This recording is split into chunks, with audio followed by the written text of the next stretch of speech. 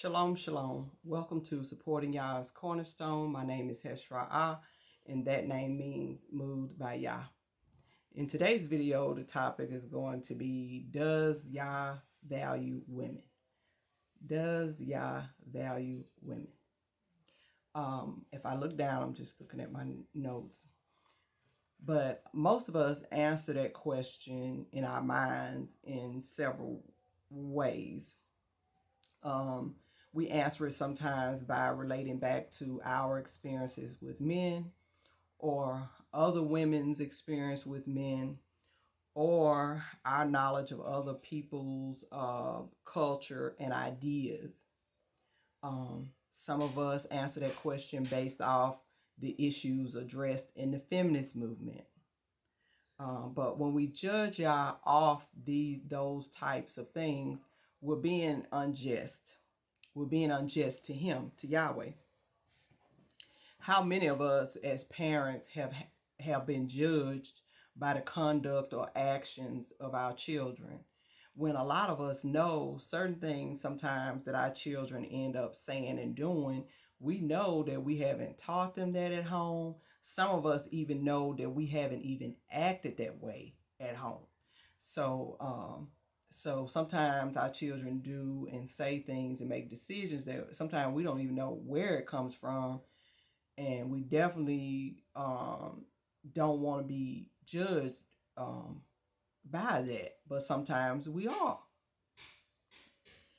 And so when we judge Yahweh's thinking or how he has things set up or how he set things up in the earth based off what I just spoke about earlier, then that's being unjust to him, because some of the ways that we as human beings think or some of the ways of different nations is not a reflection on the teachings of Yah, but sometimes we relate it back to the Creator. So we're going to take a moment to define the word value according to the dictionary. To rate or scale in usefulness, importance, or general worth. Okay. Now, who is best to determine the worth of something, or how worthy, how much value is the role of whatever it is? Who is best to determine that? Well, the creator of whatever it is. That would be the best person to determine that. Any creator creates what they want, how they want it. When you make something, like if you cook something, most of the time we cook what we want and we cook it how we want it. Or if we have an idea and we need to meet a need, or we have something that we want that item to do, or we're creating something to fill a want, then we're going to base it off, how we want it, and based off of what we want it to do or what we need from it. But any creator, I'm going to say it again, creates what they want, how they want it. They make it according to how they want, just like I spoke before, and for the uses they determine, mostly to fill a need. A lot of creators that create things do it to fill a need. Now, you do have some creators that create to deal with wants, but most time as human beings, when we create to meet a need. Yahweh created humanity. He created the animals, the seas, the vegetation, everything. We read about that in Genesis, mostly in chapters 1 and 2. And Yahweh, during this time, within that 6-day period, he also created humanity. He created man and woman. He first speaks of that he created man to till the ground. And later, when he created woman, he spoke to them about also reproducing. He created woman to assist man and also to reproduce, okay? Which they needed each other in order to do that, which we know. Um, Man and woman, and as far as a woman is concerned, they were meant to work together. Assistant doesn't work separately. They may work separately sometimes physically, but everything that they do, or most of what they do, is going to be of help and benefit to the other most of the time. That's what an assistant does. They assist.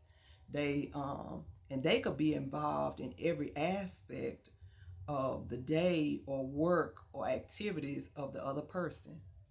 So a woman was made to assist a man, and in being an assistant, she touches base with everything he creates. She touches base with the bulk of his activities.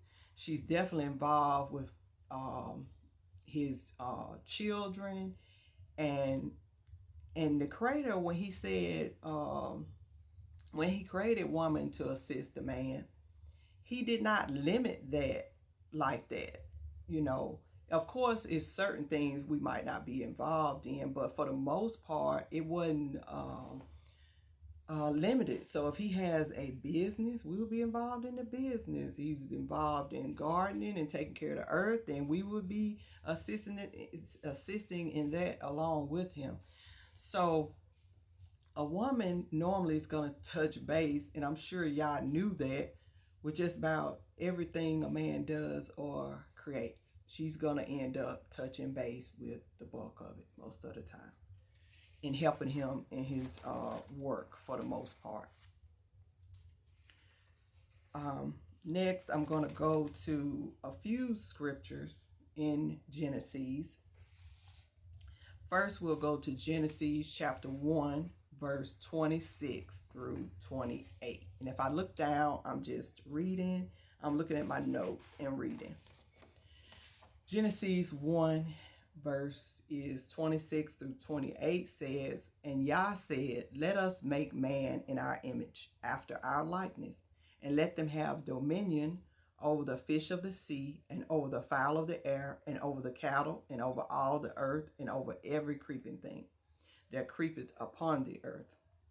So Yah created man in his own image. Of Yah created he him, male and female created he them.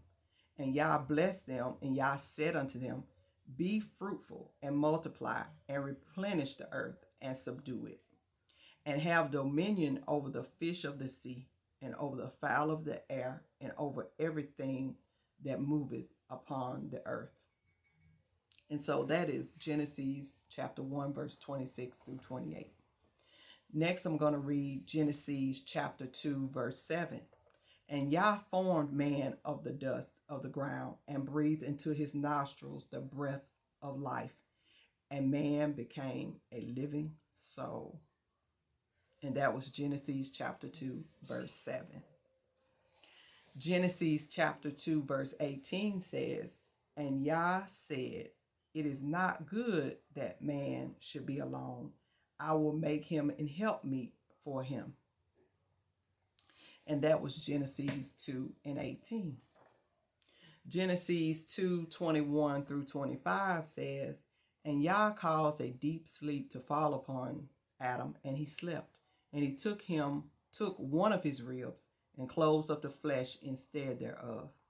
And the rib which Yah had taken from man made he a woman, and brought her unto the man. And Adam said, This is now bone of my bones, and flesh of my flesh. She shall be called woman, because she was taken out of man. Therefore shall a man leave his father and his mother, and shall cleave unto his wife, and they shall be one flesh." And so we see that Yahweh created man and woman purposefully. He created man for a purpose, and he created woman for a purpose, and he created them to be in tune with each other and to work together. And to work together to get the goals done, the main goals done, which he set forth, which was taking care of the creation that he created in those 6 days, and also to help reproduce, to repopulate the earth with other human beings. And so I'm going to pause right here, and I'm going to do that so the videos won't be too long. And so when I come back in the next video, I'll finish up with part 2 of the topic, does Yah value women?